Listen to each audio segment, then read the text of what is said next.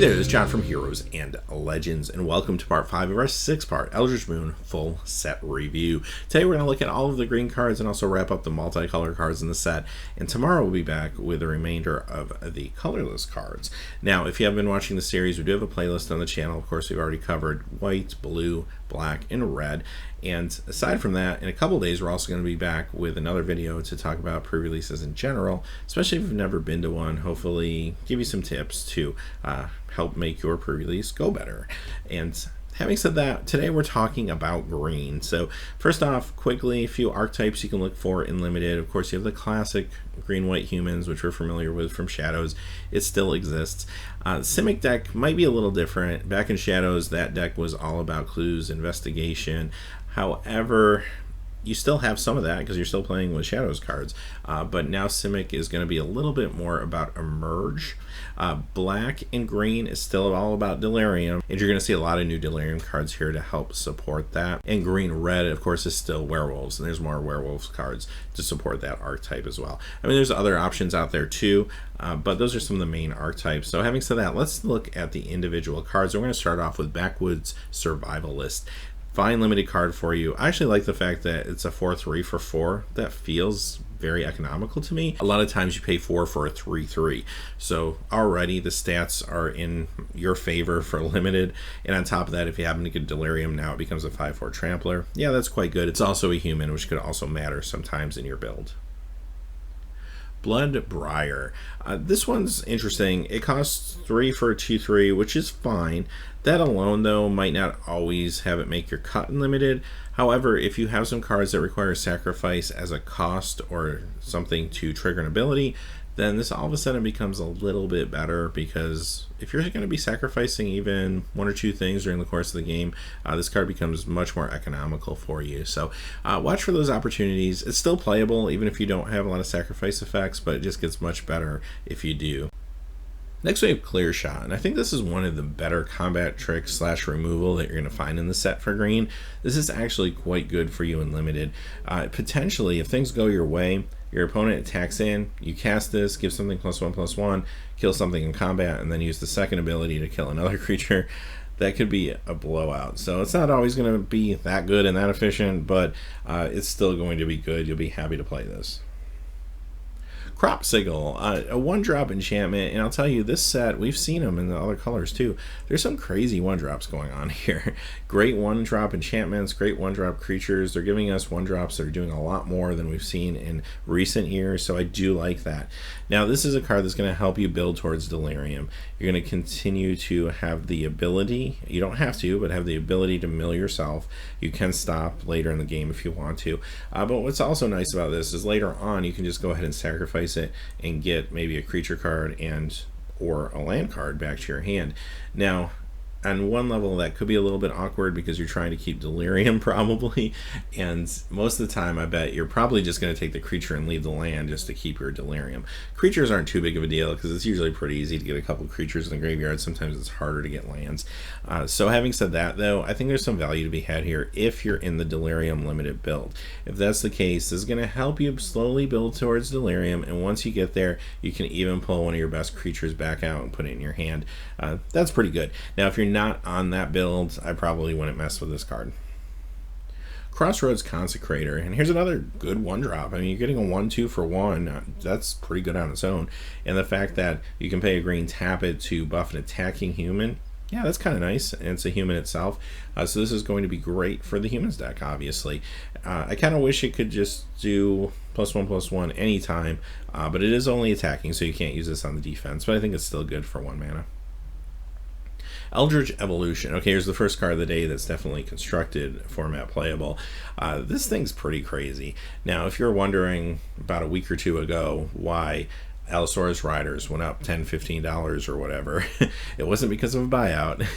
Well, maybe it was, but no, it was really because this card came out and was previewed, and people started thinking about how to best utilize it. And Allosaurus Rider is a great combo with this card.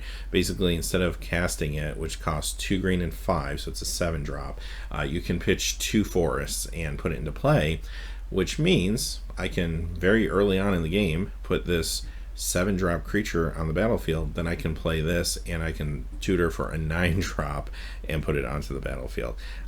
That's actually pretty awesome. So I'm looking forward to seeing if someone can make that work in Modern. I feel like it's very possible. Even if it's not the core centric piece of a deck, it might be a side win condition for some decks. I could see this maybe fitting into Kiki Chord. I don't know. I'd kind of have to play around with it and test it a little bit, but I think it's a very good card. Probably has some potential in Standard too. I think if there's going to be a Standard ramp deck that can hang with the aggressive decks that are out there right now, it's going to be a deck that isn't using the traditional mana ramp. It's going to be using a card like this instead to ramp to what you need to get.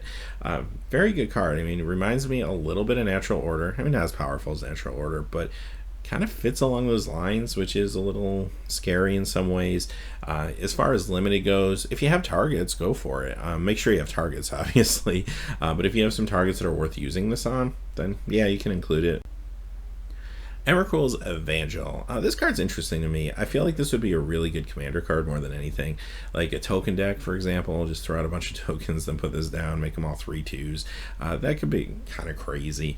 Other than that, I don't really know where it's going to fit for you.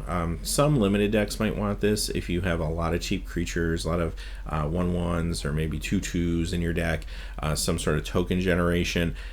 If you're really all in on that, then this is maybe a good card to include. If you're not all in on that, this probably isn't super great for you in limited. I mean, it's still a 3/2 for 3, which is not horrible if you're just looking for a body. It's actually very playable. But as far as its effect goes, you're probably not going to use that unless you really set yourself up for it. Now, Constructed, I really don't think there's a deck right now out there that's going to want to utilize this. I think the variance is just a little too high for Standard. Merkels Influence. I don't really like this one. This to me is kind of a trap. It costs 4, and then you don't get any value out of it until you cast a 7 or more Eldrazi, and then you draw 2 cards. So I just feel it's just too slow. Even in limited, this thing's slow. I mean, you pay this for 4, you're taking your turn off, and then you're hoping and waiting to get an Eldrazi, which maybe you have one in your hand, and next turn you play it and you get 2 cards, and okay, you replace the 2 cards that you just played with the creature in this, and that's good. But it just feels like a lot of work and a lot of stuff can go wrong in the meantime. So I don't know. I'm probably steering clear of this. Even if I am running big creatures, I'm probably steering clear of this. There's probably something better I could put in my deck, to be quite honest with you. And aside from limited, I could see this maybe seeing some commander play, like just going all out with like big Eldrazi's in a commander deck. This might be a good card to complement that, just because commander is going to be a little slower. You're going to be able to, in a lot of situations, build your engine. So I think it's good there, but other than that, I'm probably not going to play it. Actually, a foul Emissary. This is an interesting one. Cost 3 for a 1/1. That doesn't feel really good. Now, it has some upside. It's a human, and when you have it enter the battlefield, it does let you look at the top 4 cards of your library, and you can take a creature card there, put it in your hand. The rest go on the bottom of your library, though, so it doesn't work for Delirium. It might be a nice card to flicker if you're in Selesnya and you have some flicker effects, or even the flicker card that's in blue. It could work with this pretty well. But this is really going to shine, I think, if you have at least a couple emerge targets, because then if you sacrifice it to an emerge creature, you also get a 3/2 token. That's probably where I'm playing this. I'm going to play this in limited if I have a couple emerge creatures that I feel could target this. I don't know if it's quite good enough other than that. Again, flicker effects might change my mind. If I had some good flicker effects, I could play it, but I don't think I'm just going to play this card cold. I just don't like paying 3 for a 1/1, and if you happen to whiff on the creature, that's really not going to feel good. Gnarlwood Dryad. Another crazy good 1-drop. This reminds me a lot of Nimble Mongoose, and it has Death Touch to boot, which is actually pretty good, because even if you don't hit Delirium, a 1/1 Death Toucher for 1 is still a good playable limited card. And if you happen to hit the Delirium, now you got yourself a 3/3, maybe relatively early, mid-range in the game with Death Touch. That's pretty strong. I like this a lot. I feel like this, out of maybe all the cheap green creatures we're going to see here today, has the best chance of making it into limited. It just could work very well maybe with, I don't know, Collected Company perhaps, if it wants or needs another target. I think this is really good. Grapple with the Past. Another card that I think is very, very strong for you in limited. What I like about this is it costs 2, and it's an instant, and it's allowing you to, especially if you're in the Delirium deck where you're milling yourself a lot, it's allowing you to take your best creature back to your hand, or land if you're desperate for a land. And it also continues to mill you too, to maybe get you to Delirium. It does a lot, and it's very cheap, and it does it at instant speed. So for that Delirium deck at limited, this is maybe one of the better choices for self-mill. Hamlet Captain. This one is a reprint from the original Innistrad, and as you can see, it's all about humans. So even if you're not playing humans, I mean, it's still an okay 2-drop in limited. It's a bear, so that's fine. A lot of times you need 2 drops, and this is a decent one. But if you're playing with other humans, guess what? You get a bonus, so it becomes a pretty good card in that regard. As far as standard goes, what's kind of funny is like green-white humans, I don't think they need anything else. Maybe this will see a little bit of play in some builds of that deck, but quite honestly, I think they have enough pieces. I don't know if they actually need this, which is crazy to say because this is actually a good card. Ishkana Graph Widow. This one is a mythic, and it's kind of like a spider lord, I guess. It's a legendary spider, so it opens it right up to commander play, which is pretty cool as a commander. And I like this for commander. I think this could be a really cool commander for a spider deck. I think it would actually be awesome. And use cards like spider spawning and stuff like that. I think it could be a lot of fun. So 3/5 for 5 is very economical for limited as well. And if you have Delirium, guess what? You also get 3/1/2 spider tokens to reach. That's incredibly economical. And the second ability there isn't bad either in the late game. If you need a mana sink, you can just start forcing opponents to lose life. That's pretty good. So I really like this a lot in limited. This is fantastic in commander. I don't really see it doing much like in standard or anything like that, but this is a really fun card. I like the design on this one. Next we have a werewolf. It's actually our first werewolf, I think, of the day. It's also our first transform card, and out of all the werewolves we're going to see today, this one's probably the most possibly standard playable, just because it's very efficient. You pay 1 for a 2/1. It's basically a Savannah Lion, and then later in the game, or at the midpoint of the game, you get the point where you can turn it into a charging rhino. These are both very efficient creatures, and yeah, I could see this making its way into a deck in standard if it's looking for something like this. Again, maybe Collected Company, but it's very good, and it's going to be fantastic for you in limited. This is going to be a good uncommon to pick up in drafts for sure. Noose Constrictor, another really good card. So if you remember Wild Mongrel back in the day, this is similar in a lot of ways. It's a discard outlet that's also an advantage. It's not just a discard to pay a cost or to deal with a drawback. This is a discard that actually gives you an advantage, and that can be quite powerful. Now, Wild Mongrel, of course, could change colors, and sometimes that came into play. This time around, the creature has reach, still very good. 2/2 for 2. Great card, even if you don't look at anything else on the card. That's still very limited playable, but you throw in the fact that you can abuse this card with madness cards. It can help you get to Delirium and pump the creature at the same time at instant speed. So you can attack in with this thing. Your opponents are going to really have to decide if they want to block, because they know you might be able to pitch some stuff, and again, what you pitch might be an advantage for you. They don't know if it will be or not, right? So you can really bluff with this card. It's very good. Play this in limited. You're going to be very happy that you did, and I think this is standard playable as well. Again, I'm not 100% sure what deck. I think at some point we're going to start seeing some new decks come up with the meta changing with this set coming in, and then of course when things rotate next time. But I think we're going to see this card in standard for a while, to be honest. Permeating Mass, another crazy 1-drop. I don't know what's going on, especially in green. This card is a fun card. So first off, I think this is fun in Commander. Like, I totally play this in Commander just because it's crazy and awesome. Not because it's going to win me the game necessarily, but because it's awesome. Other than that, it's fine in Limited. The only thing you want to be careful of, though, is this is really going to slow the game down to a grind. So you want to have a long-term game plan for this. Like, I'm thinking Emerge, maybe some of the big Eldrazi, something like that. Maybe this is in a ramp deck to help slow things down until you can ramp out to what you really want to get to. But also keep in mind, you want a game plan for if you start turning your opponent's creatures into 1/3s that are going to turn your creatures back into 1/3s.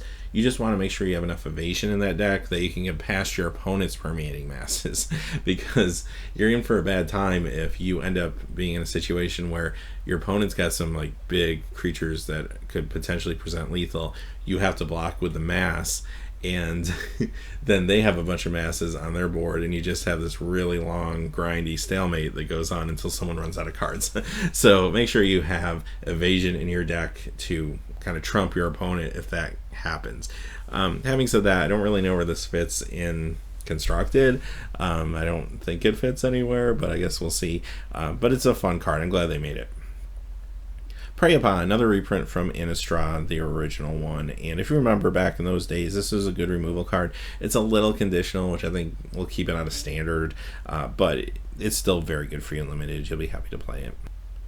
Primal Druid, another card that kind of wants to combo with Emerge. Now this only costs 2, so it's not going to take a whole ton off of your Emerge cost, but it might be enough in limited. And also it does another thing that deck wants to do, and that's slow the game down. Gives you a quick 0/3 to help block some of the more aggressive creatures and aggressive decks that are going to have a quick start. Alright, next Werewolf, next transform card, and that's Shrill Howler, which transforms into Howling Chorus. This is fine and limited. I mean, there's nothing super exciting about this. It's a good limited card, though. It costs 3 for a 3/1. However, what's nice is smaller creatures can't just block it and trade with it, which is good. And for 6, it transforms into a 3/5. Same thing, smaller creatures can't block it. And if you can get in for some damage to a player, you get yourself a 3/2 token, too. So, decent beater. Somber Waltz Stag, another good limited card. This time you're paying 5 for a 4/3. That doesn't feel as exciting. However, the effect I think is good enough. The fight might just make this 5 casting cost removal some of the time, but when you need it, you'll be happy to have it. Spirit of the Hunt. This is okay if you're all in on werewolves and wolves in limited. If you're not, it's not that thrilling of a card, but it's still a good beater. I mean, it's still a 3/3 for 3, so it's very, very limited playable, even if you're not really planning on doing much with the effect. If you have more wolves and werewolves, then it becomes much better. Splendid Reclamation. This one's kind of funny. Again, I'm going to go to Commander on this one. I think this is going to be a fantastic Commander card. There's a lot of combos in Commander where you can sacrifice lands to get effects, and this will let you do that and then later bring your lands back. I think it's a little too slow for combos in other formats because it costs 4 and it's bringing the lands back tapped. If they were untapped, this would be very, very powerful, probably too powerful. And I don't really know what this is trying to do in, say, standard either. Another potential use though for this is limited if you're really all in on milling yourself Delirium. Potentially you could mill a bunch of lands and then play this for 4 and give yourself a nice mana boost at the midpoint of the game, which could let you power out a big Eldrazi or something. So that's a very specific type of deck. So most of the time you're probably not going to touch this in limited, but there are times where this might make sense in your deck, and that could be one of them. Spring Gage Ritual. This will be a sideboard card in limited if you really need to get rid of an artifact or enchantment. It has a little life gain, which is nice, but it is kind of expensive. Even though it's an instant, 4 seems a little pricey for this effect, but if you need it, you'll be glad you have it in your sideboard. Swift Spinner. Here's a spider that goes along well with the Spider Lord we saw earlier, so that could be a thing for sure in limited if you're lucky enough to open the other spider. But this costs 4 for a 2/3 with reach. That's not super exciting. I feel like that should cost 3, but it has flash. So giving it flash makes me feel slightly better about it. It's not going to be a card you're going to run all the time, quite honestly. It will make your cut if you need something, but there's a lot of better 4-drops out there in limited, so I don't see this always making your cut unless you really need to deal with some flyers and you don't have a lot of good ways to do that. Alright, another werewolf, Tangle Claw Werewolf, which turns into Fibrous Entangler. I love that art, that's incredible. So again, this is another good limited card. I like 2 4s for 4. Happy to play those all day long in limited. And this one can even block an additional creature, and then later in the game I can turn this into a 4/6 with Vigilance that must be blocked if able, and can also block an additional card. So it's very powerful. I mean, it doesn't have trample or anything, that would have been a nice touch, but I think for what you're paying for this card, this is still very good for you in limited. Ovenwald Captive, which becomes Ovenwald Abomination. This is a nice little mana dork in the beginning of the game, so this will be good in limited. I like 2-drop mana dorks in limited. I like 1-drop mana dorks better, but I don't think we're in that world anymore, other than maybe Eternal Masters, so enjoy them when you play Eternal Masters, because I don't think we're going to see them for a long time. But having said that, this is just fine, especially if you want to curve out, ramp into something. It's going to be good for you there. And then later in the game, it becomes a larger creature. 4/6 isn't bad, and then you can also tap that for more mana. So if you're really on like the Emerge Eldrazi plan, this is probably a real good card for that particular limited build. Potentially this could see some standard play if at some point there's a deck looking for a mana dork for 2. Again, this is the best they'll probably have to choose from at some point, so yeah, it could get there, I guess. Ovenwald Observer. This is fine in limited. 6/6 for 6 isn't super exciting if it doesn't have like trample or evasion, but it's good enough typically. And if you are planning on playing larger creatures, this becomes a lot better. So again, if you're going to play, you know, anything toughness 4 or greater, if you have a fair amount of those in your deck, then yeah, you could get some extra value out of this. So it'll be just fine for you. Waxing Moon. I actually kind of like this card for a couple of reasons. It's cheap, only 2. It's an instant, so it's won me over already. And okay, I get to flip a werewolf. That's great, because sometimes flipping a werewolf can be a pain to try to get that to work out in your favor. And also gives all the creatures you control trample. So what's nice about this is even if you don't need to flip a werewolf, giving all your creatures trample sometimes is very relevant, especially in the late game if you're trying to get the last few points of damage across. So this is a versatile card. This can work actually very well in the humans build as well as the werewolf build in limited. And I don't know if there's a deck in the future that's going to want something like this in standard. Maybe running like a 1-of or 2-of or a sideboard card to deal with mirror matches perhaps.